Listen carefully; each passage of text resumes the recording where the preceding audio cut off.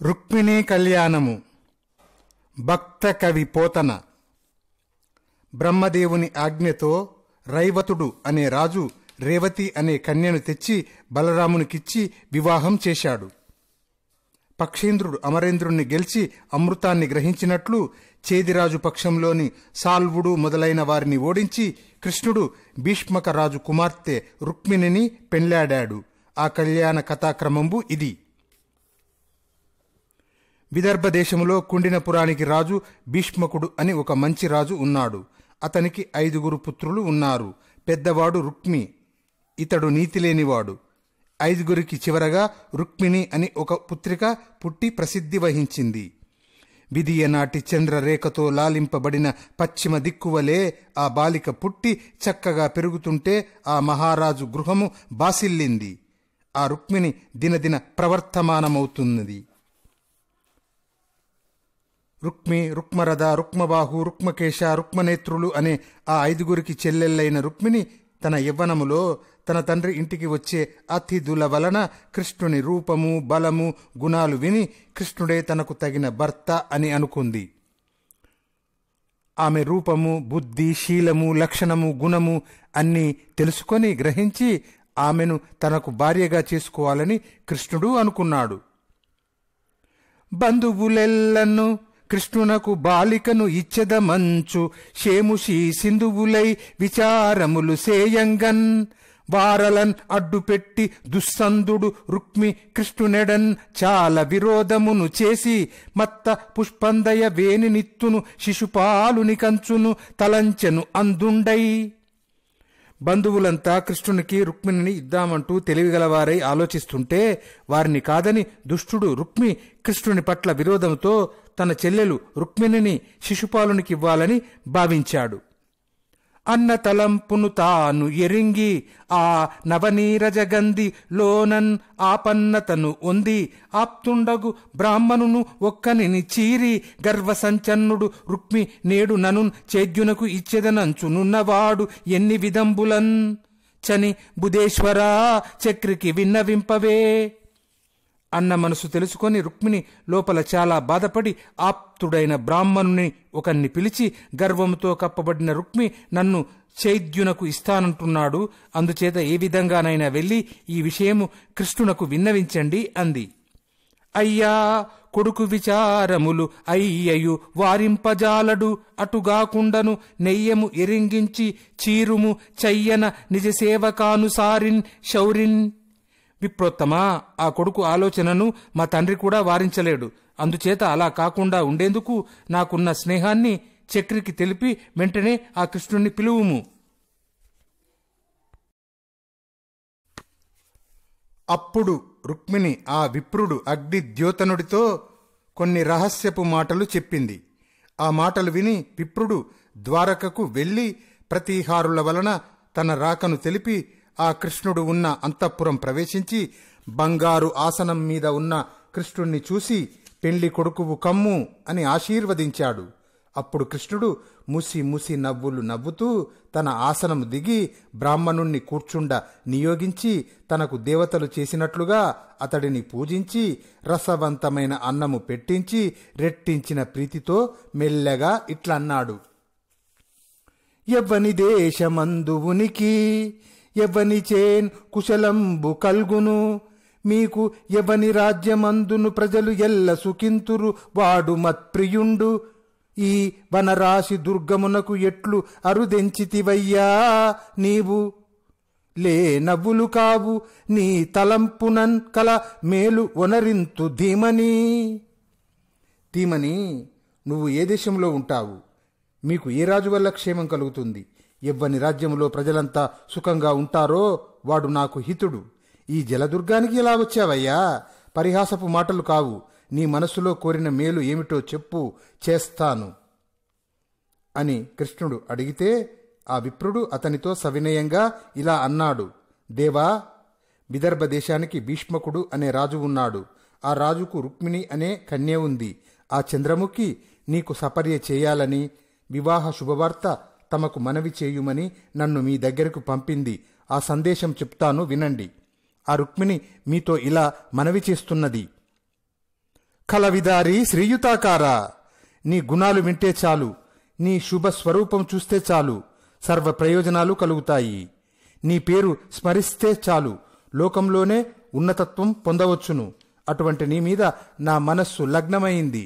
సిగ్గు విడిచి చెప్తున్నాను, నన్ను కరుణతో చూడు.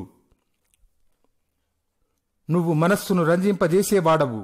వంశము, విద్య, రూపము, యవ్వనము, మంచితనము, సంపద, బలము, దానము, శౌర్యము, కరుణ అనే గుణాలు కలిగిన వాడవు. అలాంటి నిన్ను ఏ కన్యలు కోరుకోరు?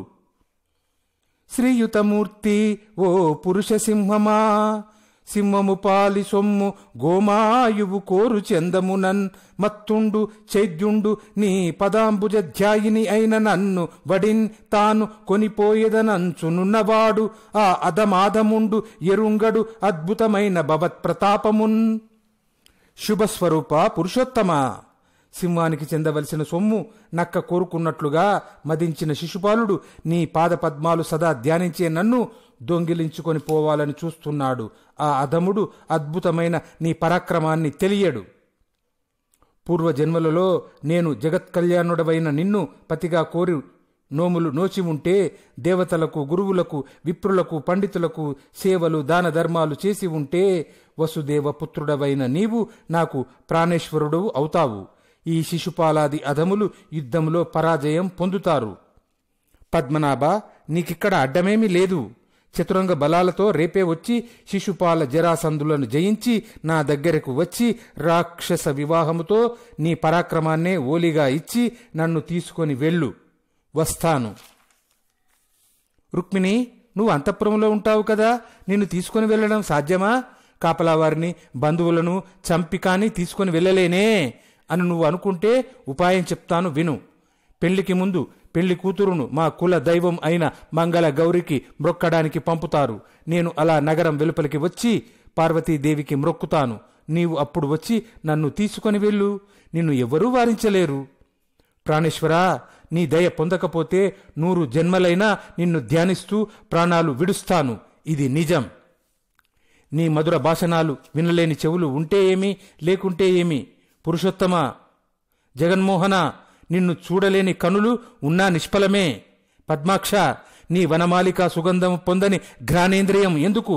ధన్యాత్మ, నీకు దాస్యం చెయ్యని జన్మ ఎందుకు? ఎన్ని జన్మలకైనా వద్దే వద్దు. ఈ విధంగా రుక్మిణి పంపిన సందేశాన్ని, ఆమె రూప సౌందర్యాది విశేషాలను విప్రుడు కృష్ణుడికి విన్నవించి, ఇప్పుడు ఏం చేయాలో చెప్పండి అంటూ ఇంకా ఇలా అన్నాడు. ఆ రుక్మిణి పాదాలు చిగురుటాకుల వలె మృదువులు, ఆమె చేతులు బాలారుణ కాంతులే, ఆమె కంఠం శంఖం వలె ఉంటుంది, ఆమె నుదురు అష్టమి చంద్రుణ్ణి పరిహసిస్తుంది, ఆమె వేణి తుమ్మెదల బారును మించుతుంది, ఆమె మాటలు మనస్సుకు సంతోషం కలిగిస్తాయి. ఇక ఆమె వదనం ఒక్క మాటలో చెప్పాలంటే చంద్రబింబమే. కృష్ణ, మా గురువుల మీద ఒట్టు, ఆమె నీకు తగును, నువ్వు ఆమెకు తగుదువు. మీ పెళ్లి జరిగే తీరుతుంది.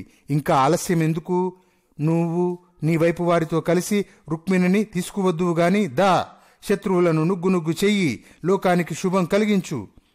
ఇలా చెప్పిన బ్రాహ్మణుని వలన రుక్మిణి పంపిన సందేశము, ఆమె రూప సౌందర్యాదులు విని తన చేతితో అతడి చేయి పట్టుకొని నవ్వుతూ ఆ గోపాల చక్రవర్తి ఇలా అన్నాడు. విద్వత్నుత, ఆమె మీద నా మనస్సు గాఢంగానే నిలిచింది. కాని నాతో వివాహాన్ని ఆ రుక్మి సహింపడు, ఏదో కీడు తలపెడతాడు. ఇది నాకు ఇదివరకే తెలుసు. అయినా చెట్టును మథించి అగ్ని జ్వాలను తెచ్చినట్లుగా ఆ శత్రు మూకలను సంహరించి కన్యను తీసుకొని వస్తాను. వచ్చెద విదర్భ భూమికిన్, చొచ్చెద భీష్మకుని పురమున్, సురుచిరలీలన్ తెచ్చెద బాలన్ బ్రేల్మిడి, వ్రచ్చెద అడ్డంబు రిపులు వచ్చినన్ పోరన్. విదర్భదేశం వస్తాను, భీష్మకుని పురములో ప్రవేశిస్తాను, చిటికలో ఆ కన్యను తెస్తాను, శత్రువులు అడ్డం వస్తే యుద్ధంలో వారిని చీల్చి చెండాడుతాను అని చెప్పి రుక్మిణి పెళ్లి నక్షత్రం తెలుసుకొని తన ఆజ్ఞతో రథ సారథి అయిన దారుకుడు శైబ్య, సుగ్రీవ, మేఘపుష్ప, వలాహక అనే గుర్రాలను పూంచి రథము సిద్ధము చేసి తీసుకురాగా, అమోఘ మనోరథుడైన కృష్ణుడు తాను బ్రాహ్మణుడు కలిసి ఒకే రాత్రిలో ఆనర్త దేశాలు దాటి విదర్భ దేశానికి వెళ్లారు. అక్కడ కుండిన నగర అధీశ్వరుడైన భీష్మకుడు కొడుకుకు వశమై రుక్మిణిని శిశుపాలునికిస్తానని పెళ్లి ప్రయత్నాలు చేయించాడు. అందువలన నగరమంతా మహావైభవంగా అలంకరింపబడి ఉంది. భీష్మకుడు యథావిధిగా పితృదేవతా అర్చన చేసి బ్రాహ్మణ భోజనాలు పెట్టించి మంగళ ఆశీర్వచనాలు చేయించగా రుక్మిణీదేవిని స్నానం చేయించి వస్త్రద్వయముతో అలంకరించారు. రత్నభూషణాలు పెట్టారు. చతుర్వేద మంత్రాలతో మంగళాచరణం చేయించారు. బ్రాహ్మణులు రక్షాబంధనాలు కట్టించారు. పురోహితుడు గ్రహశాంతి కోసం వేదంలో చెప్పబడినట్లుగా హోమం చేయించాడు. దంపతుల క్షేమం కోసం ఆ రాజు తిలదానము, సువర్ణదానము, పీతాంబర దానాలు చేసి బ్రాహ్మణులకు ఇచ్చాడు.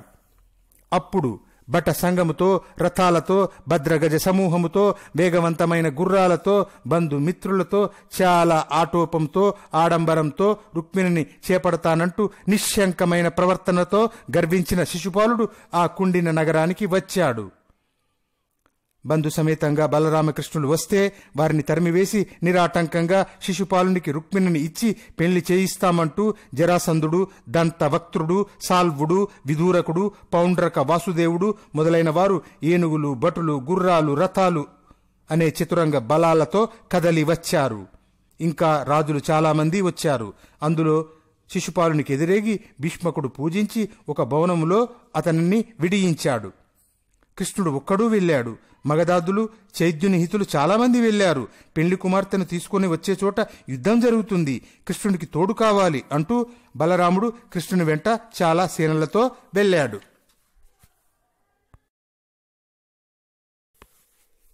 ఏకాంతంగా రుక్మిణి కృష్ణుడు ఇంకా రాలేదు ఏమిటి అని శంకించి ఇలా అనుకుంటుంది.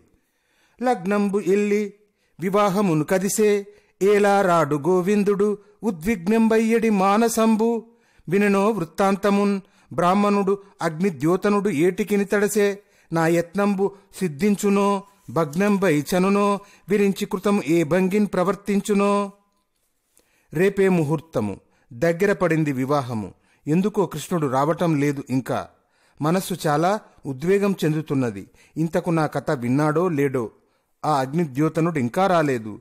నా ప్రయత్నం ఫలిస్తుందా, భగ్నమవుతుందేమో. దైవ నిర్ణయం ఎలా ఉందో. గనుడు ఆ భూసురుడు ఏగెనో నడుమ మార్గశ్రాంతుడై చిక్కెనో విని కృష్ణుడు ఇది తప్పుగా తలంచెనో విచ్చేసెనో ఈశ్వరుడు అనుకూలింప తలంచునో తలంపడో ఆర్యమహాదేవియును నన్ను రక్షింపన్ ఎరుంగునో ఎరుంగదో నా భాగ్యము ఎట్లున్నదో. అసలింతకు ఆ బ్రాహ్మణుడు వెళ్ళాడా? మధ్యలో మార్గ ఆయాసంతో ఆగిపోయాడా? ఇది విని కృష్ణుడు ఈ విషయాన్ని తప్పుగా పరిగణించాడా? లేక వచ్చాడా ఇక్కడకు? ఈశ్వరుడు అనుకూలిస్తాడో లేదో. ఆ పార్వతీదేవి కూడా నన్ను రక్షించాలని ఆమెకు తెలుసునో లేదో. అయినా నా భాగ్యం ఎలా ఉందో. ఒకవేళ ఆ బ్రాహ్మణుడు ఆ నగరానికి వెళ్ళలేదేమో. వాసుదేవుడు రాలేదే అనుకో. ఇంకా వెళ్ళి ఆ కృష్ణుణ్ణి పిలుచుకొని వచ్చే ఇష్టబంధువు ఎవరూ లేరు ఇక్కడ నాకు. ఆ రుక్మికి న్యాయం లేదు. ఆ శిశుపాలునికే నన్ను ఇస్తానంటున్నాడు. సరే, గౌరీదేవికి కూడా నా మీద దయలేదు ఇప్పుడు. రుక్మిణి తల్లికి తన ఆవేదన చెప్పదు. దిక్కులలో తన చిరునవ్వు వెన్నెలలు చిందింపదు. తన ముఖ పద్మం మీద వాలటానికి వచ్చిన తుమ్మెదలను కూడా తోలదు. నిద్రపోదు. ముత్యాల దండ చిక్కును కూడా తీసుకోదు. కృష్ణుడు వచ్చే దారి మీద నిలిపిన చూపులను క్షణమైనా మళ్లించదు. ఆ రుక్మిణి తన కన్నుల నుండి వెలువడే కన్నీరు కూడా తుడుచుకోదు. కొప్పు చక్కగా ముడుచుకోదు. స్నేహితురాల్ని కలిసి ముచ్చటలాడదు. అన్నం కూడా తినదు. నీళ్లు త్రాగదు. తనకు ఇష్టమైన చిలుకకు పద్యాన్ని చెప్పదు.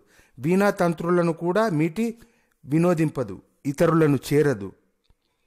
ఆమె కస్తూరి పూసుకోదు. జలజముల సువాసన కలదైనా జలకాలు ఆడదు. అద్దం వంటి నున్నని ముఖం కలిగినా ఆమె అద్దాన్ని చూడదు. పువ్వు వంటి శరీరం కలిగినా పూలు పెట్టుకోదు.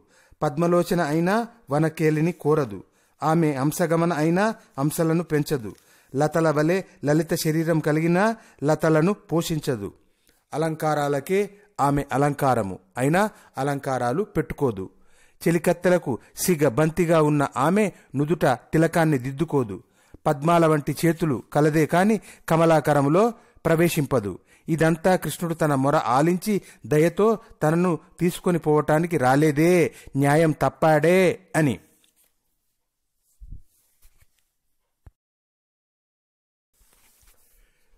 కృష్ణుని రాక కోసం ఎదురుచూస్తూ అన్ని పనుల మీద విరక్తి కలిగి వేదనాగ్నితో మ్రగ్గుతున్న రుక్మిణికి శుభం సూచిస్తున్నట్లుగా ఎడమ కన్ను ఎడమ భుజము అదిరాయి.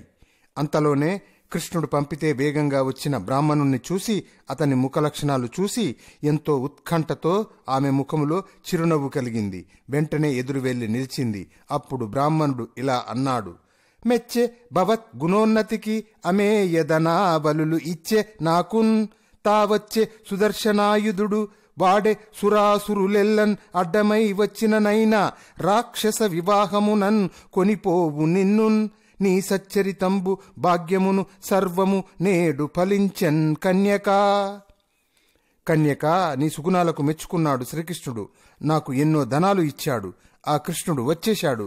దేవదానవులు అడ్డుపడినా రాక్షస వివాహంతో నిన్ను తీసుకొని పోతాడు.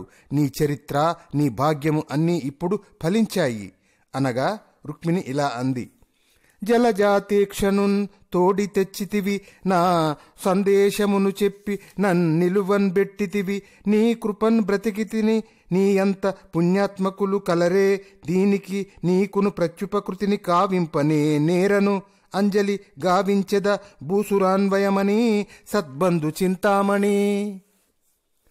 నా సందేశం చెప్పి కృష్ణుణ్ణి తోడుకొని వచ్చావు, నన్ను నిలబెట్టావు, నీ దయతో బ్రతికాను. నీ అంత పుణ్యాత్ములు ఎవరూ లేరు. దీనికి ప్రత్యుపకారం నేను చేయలేను. మనసారా నమస్కరిస్తున్నాను. విప్రవంశానికి రత్నానివి నువ్వు, బంధువుల పట్ల చింతామణివి నీవు అని నమస్కరించింది రుక్మిణి. రామకృష్ణులు తన కూతురి పెండ్లికి వచ్చారని విని భీష్మకుడు మంగళవాద్యాలతో వారిని ఎదుర్కొని వేదోక్త రీతిలో పూజించాడు.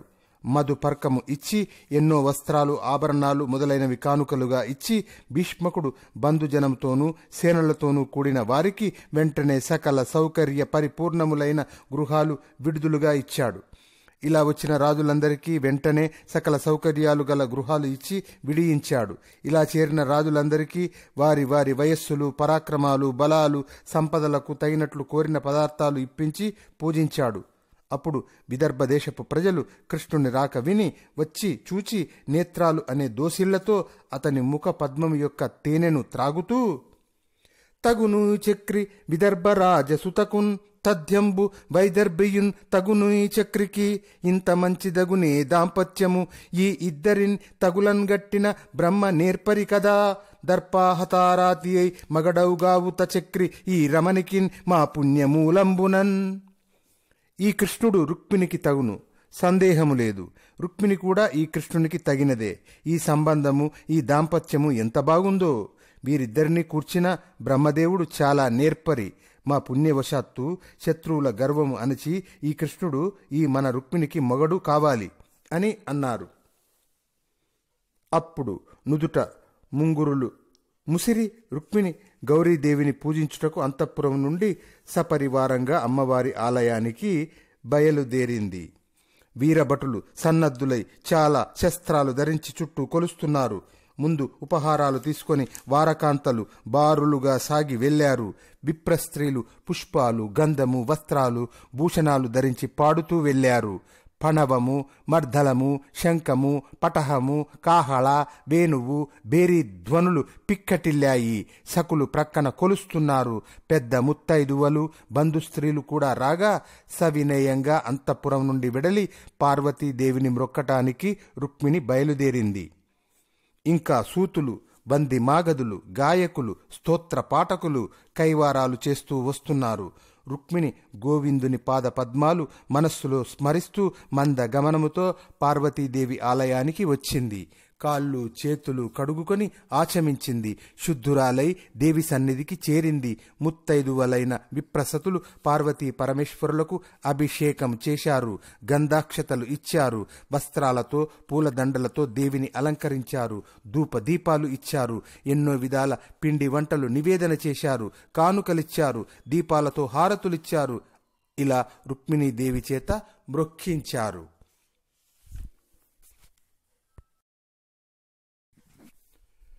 నమ్మితి నామనంబున సనాతనులైన ఉమామహేషులన్, మిమ్మున్ పురాణ దంపతుల మేలు భజింతున్ గదమ్మ, మేటి పెద్దమ్మ దయాంబు రాశివి గదమ్మ హరిన్ పతిన్ చేయుమమ్మ నిన్ నమ్మిన వారికెన్నండును నాశము లేదు గదమ్మ ఈశ్వరీ అని రుక్మిణి ప్రార్థించింది అమ్మవారిని.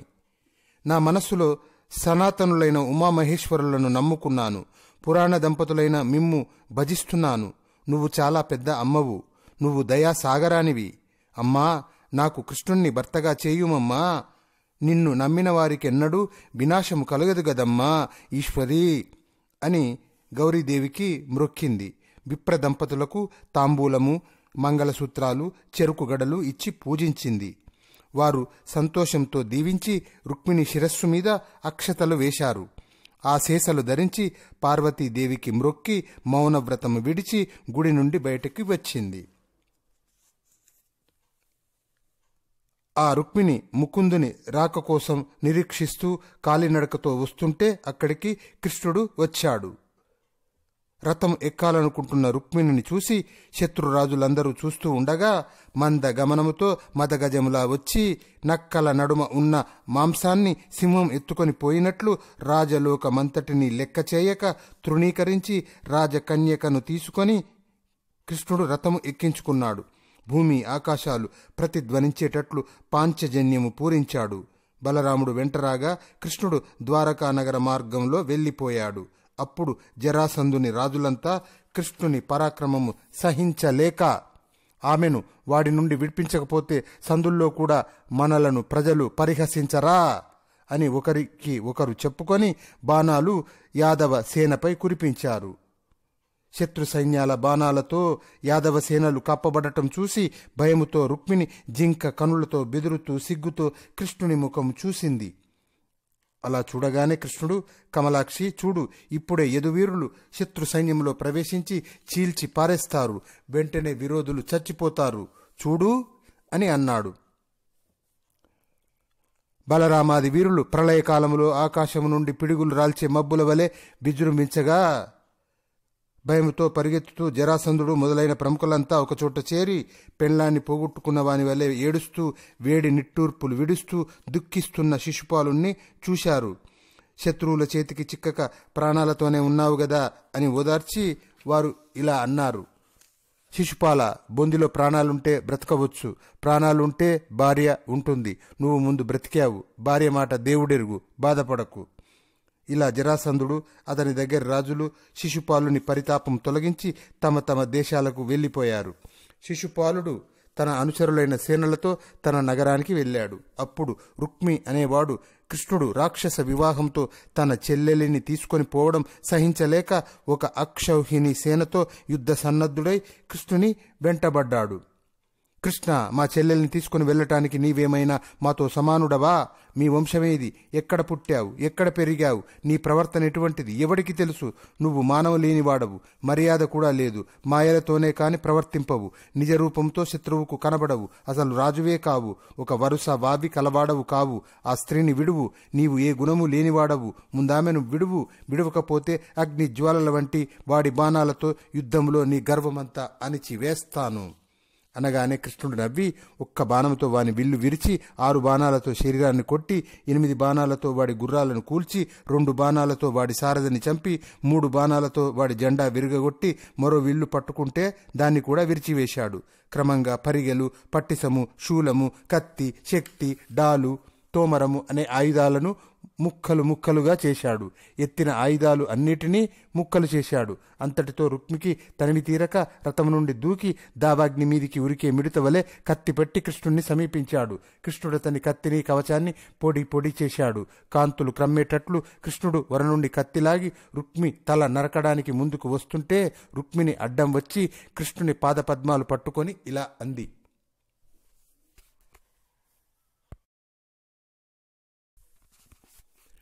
ప్రాణేశ్వర, నిన్ను దేవదేవుడవని తెలియక మా అన్న రుక్మి మీ పట్ల చాలా అపచారం చేశాడు. నువ్వు నిజానికి అమరులందరి కీర్తితో శోభిస్తున్నావు. లోకానికంతటికీ నువ్వే శరణ్యుడవు. ఇతడు మా అన్న నీ పట్ల చాలా పెద్ద అపరాధమే చేశాడు. నన్ను మన్నించి వీడిని రక్షించు. నీవు అనాథ నాథుడవు, దయా సముద్రుడవు కదా మా అన్న నిర్దోషి అని చెప్పను, దోషియే. కాని ప్రభు, వీడిని చంపితే మేము భాగ్యవంతులము, మాకు కృష్ణుడు అల్లుడయ్యాడు అంటూ పొంగిపోతున్న మా తల్లిదండ్రులు పుత్రశోకంతో పొగిలిపోతారు అని కన్యారత్నమైన రుక్మిణి గద్గదమైన కంఠముతో అనగా, రుక్మిణి నరకకుండా కృష్ణుడు మరలినాడు. చంపకుండా బావా రా అని చిరునవ్వుతో వాడిని బంధించి గడ్డము, మీసము, తల, రేవు పెట్టి గొరిగి విరూపిని చేశాడు. అప్పుడు యాదవ వీరులు శత్రు సైన్యాలను పారద్రోలి దగ్గరికి వచ్చారు. ప్రాణాలు దెబ్బతిని కట్టుబడిన రుక్మిణి చూచి జాలితో బలరాముడు బంధాలు విప్పి కృష్ణుని చేరి ఇలా అన్నాడు: కృష్ణ, తొలగిపో అనకుండా ఈ భీష్మకపుత్రుని తల మూతి గొరగదగునా? బంధువును తల మూతి గొరగడం చాలా తుచ్చమైనది అని భయపెట్టినట్లు పలికి రుక్మిణీదేవిని చూసి ఇలా అన్నాడు: తోడబుట్టిన వాని అవమానానికి దుఃఖించి మా కృష్ణుని నిందించకు. పూర్వజన్మ కర్మలను అనుసరించి ప్రాణులకు కీడు మేలు కలుగుతాయి. ఎవరు ఎవరిని శిక్షింపలేరు, రక్షింపలేరు. నీ సోదరుడు కర్మశేషంతో అవమానింపబడ్డాడు ఇప్పుడు ఇక్కడ. ఇలా బలరాముని చేత తెలుపబడి రుక్మిణి దుఃఖం విడిచింది. రుక్మి ప్రాణాలు మాత్రము మిగిలి విడుదల పొంది తన విరూపతకు దుఃఖిస్తూ కృష్ణుని గెలిచి కాని కుండినపురంలో ప్రవేశించను అని ప్రతిజ్ఞ చేసి ఆ పుర సమీపంలోనే ఉన్నాడు. పద్మలోచనుడైన కృష్ణుడు తన పట్టణానికి రుక్మిణిని తీసుకొని వచ్చాడు. బంధువులంతా ప్రశంసించారు. అప్పుడు ద్వారకలో రుక్మిణిని కృష్ణుడు వివాహం చేసుకున్నాడు. ద్వారకావాసులు అఖండ తేజస్వులు, అపార కృపాపరులు అయిన రుక్మిణి కృష్ణులకు కానుకలు ఇచ్చి సత్కరించారు.